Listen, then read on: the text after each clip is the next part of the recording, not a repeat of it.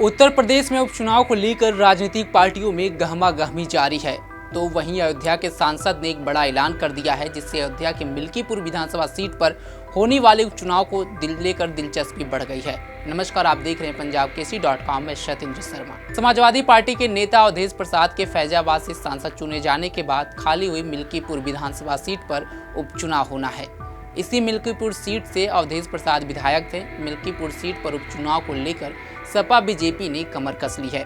इस बीच अवधेश प्रसाद ने एक बयान दिया है, जिसमें उन्होंने कहा है कि मिल्कीपुर में हमें जीतने से कोई नहीं रोक सकता। साथ ही अवधेश प्रसाद ने ये दावा करते हुए कहा कि 2027 के विधानसभा चुनाव में बीजेपी को 50 सीट भी नहीं नसीब होगी और अगर हुई तो मैं राजनीति छोड़ दूंगा। बता दें कि यूपी में कुल 10 विधानसभा सीटों पर उपचुनाव होगा, लेकिन मिल्कीपुर सीट चर्चा का केंद्र में है। इस बीच मिल्कीपुर विधानसभा उपचुनाव को लेकर अवधेश प्रसाद का एक बड़ा बयान सामने आया है। उन्होंने दावा किया है कि चाहे कुछ भी हो जाए, समाजवादी पार्टी मिल्कीपुर उपचुनाव हर हाल में जीतेगी। न्यूज एजेंसी एनआई से बातचीत में अवधेश प्रसाद ने कहा कि कोई भी आ जाए, दुनिया की कोई ताकत लगा दे, मिल्कीपुर चुनाव में कुछ नहीं कर पाएगा।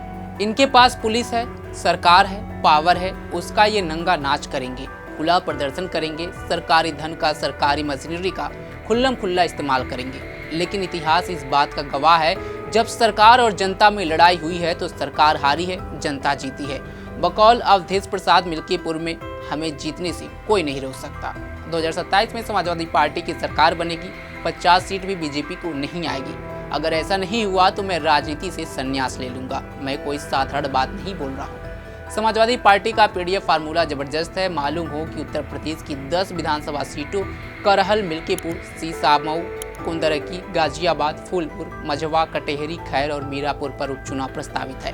निर्वाचन आयोग की ओर से मतदान और मतगणना की तारीखों का ऐलान होना बाकी है। इनमें से 9 सीटें विधायकों के सांसद चुने जाने के कारण रिक्त हुई हैं। वहीं कानपुर की सीमाऊ सीट सपा नेता इरफान सोलंकी को एक मामले में 6 साल जेल की सजा होने के बाद उनकी विधायकी रद्द होने के कारण खाली हुई। उपचुनाव वाले विधानसभा निर्वाचन क्षेत्रों में अयोध्या के मिल्कीपुर और अंबेडकर नगर की कटेहरी सीटें भी शामिल हैं। बीजेपी ने उपचुनाव के लिए अभी किसी भी सीट पर उम्मीदवारों का ऐलान नहीं किया है।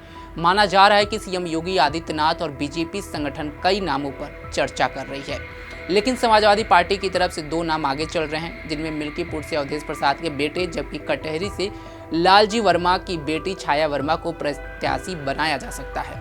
मिल्कीपुर में लगभग 65,000 ब्राह्मण, 55,000 पासी, 22,000 कोरी, 55,000 हरिजन, 25,000 छत्री, 23,000 मुस्लिम, 26,000 चौरसिया, 17,000 बनिया और 55,000 यादव मतदाता हैं।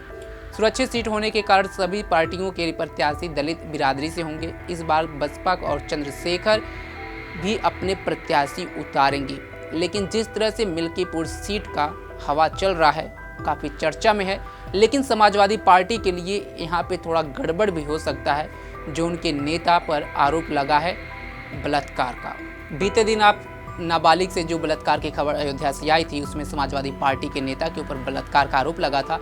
तो कहीं न कहीं समाजवादी पार्टी के लिए मिल्कीपुर सीट विधानसभा में ये घातक भी साबित हो सकती है। इस खबर पर आपकी क्या राय है, कमेंट बॉक्स में जरूर बताएं। तमाम खबरों के लिए जुड़े रहें हमारे साथ और देखते रहें पंजाबकेसरी.com। धन्यवाद।